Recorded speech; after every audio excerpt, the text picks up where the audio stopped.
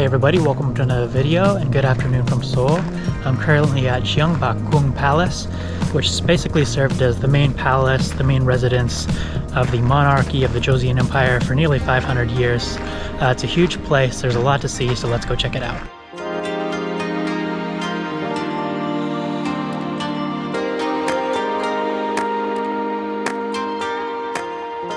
So I just bought my ticket over here, and you can get into this place for 3,000 won, which is a little over $2 US.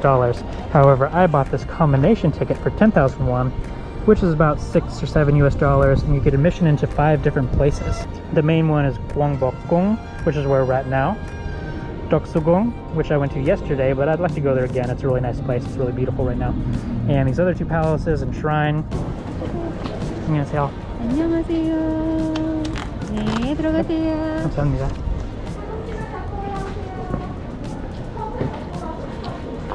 So they took my ticket, but these girls right in front of me, they just walked them right through.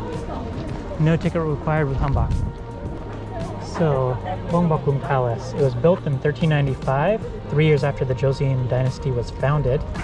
So basically, this place dates back to around 1395. However, most of these buildings here are much newer, from the 1870s after they were rebuilt from the fire, and then also restored several times over the years. So it seems everything was rebuilt in the 1870s. However, during Japanese occupation from 1910 to 1945, they destroyed a lot of the buildings again. In 1915, for instance, over 90% of the palace buildings were demolished under the pretext of the Korean Product Promotion Fair, which will be held in the grounds of the palace. A full-fledged project to restore the palace was launched in 1990, including the demolition of the Japanese Government General Building, which has stood on the palace grounds for about 70 years.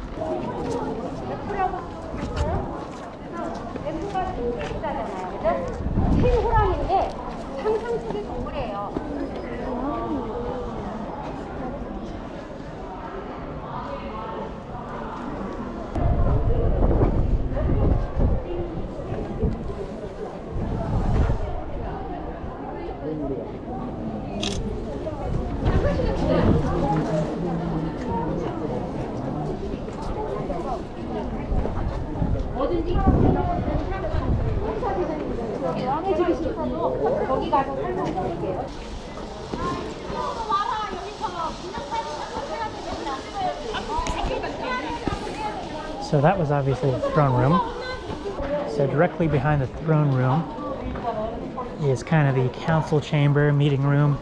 This is where the king would have his morning council meetings, state affairs.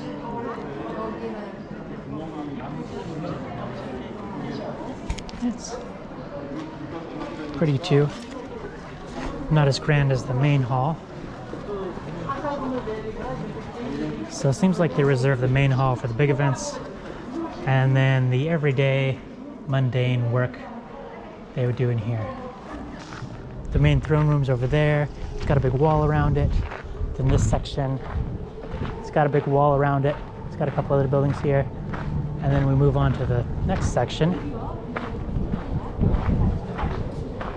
As you get further and further in, there's more and more gates. So they can close off the main gate, and close off the second gate, and close off the third gate. So I imagine this place is pretty secure. So this one right here is the king's living quarters. And this one is not original. This one was destroyed in the 1500s when the Japanese invaded, and then it was rebuilt in 1865.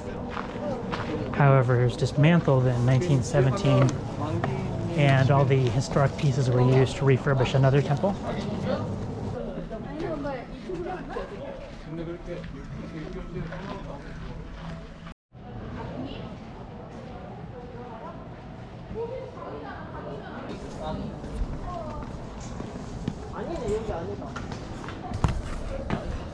Looks pretty comfy. It's got rooms off to the side. It's got all these doors that can come down. You just pull out these blocks and you can bring down these solid doors. And then I saw it in another temple. This one doesn't have it, but some of them have like roll down shades that come down as well. Oh, this is pretty cool too. I saw these at the other temple, and this is actually heaters. They're heaters for underneath the floor. because Korea gets pretty cold in the wintertime. So what they would do is there's like a furnace inside here. They build a fire in here, and then these go all the way underneath the floors along the length of the building, and it heats up the floors. So the king stays comfy in wintertime. King Sejong was a big science nerd. He was into inventing things, including the Korean written language. And this is where he kept all his toys, apparently.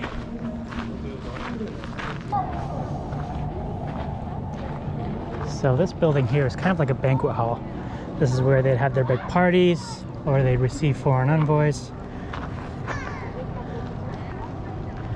I think it was built around 1410, 1412.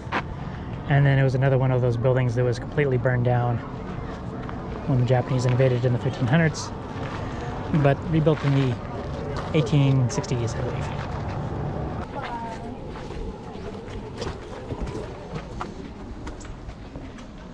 Oh wow.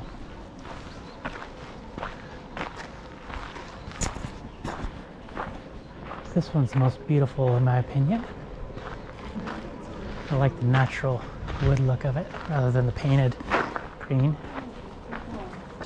So I think this is a recreation of King Gojong's living quarters.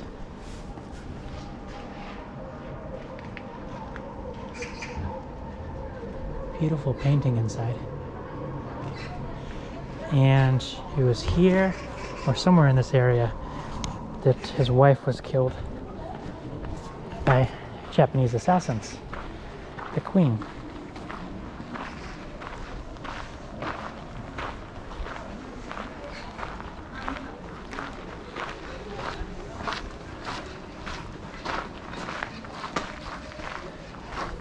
More of these floor heaters down here. Light a fire in there. Keep your feet warm in the winter.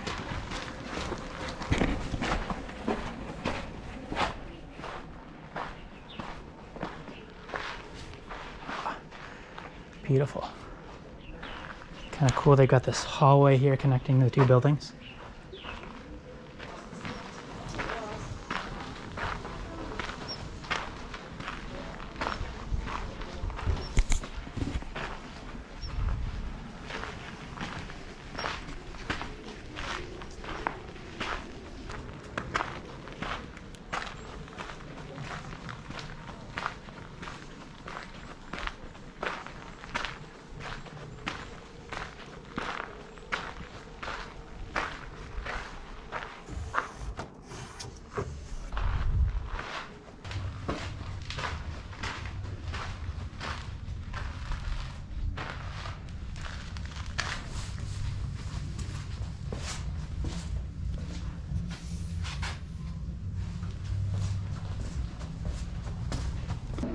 That's a great shot right there. Check out my pictures on my Instagram if you want to. Cody Abroad 88. Similar name to my channel name on YouTube. Alright, this arch is looking pretty good. Let's see. Perfect. Perfect height. It's like 185 centimeters or something.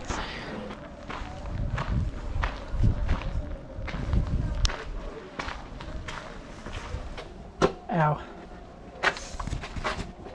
And that one they didn't do quite as well on. That was like 178 centimeters. So that one didn't work out too well for me. It's a nice rock they got there. This one's definitely a fail. Ugh.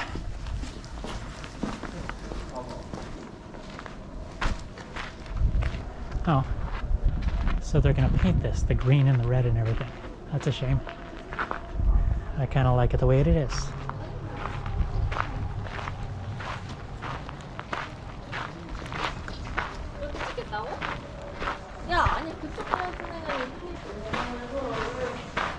So I think around here were like the royal kitchens, where they would make the food for the king, make his rice cakes, and also for seasonal festivities, special royal occasions. So presumed to be the well used for residential water for the royal kitchen.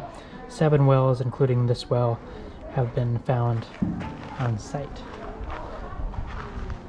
So we have the well here. You can bring the water out, drop it in here, and then I can go through here and go to the various buildings in the kitchens.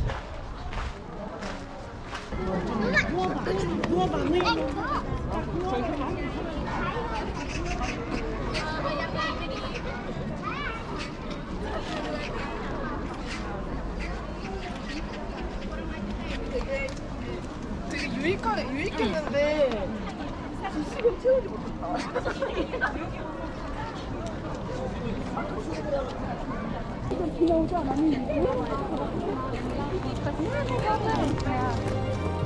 So guys, that's it for today for my walk around Gyeongbokgung Palace. I hope you guys enjoyed, and I'll see you guys next time.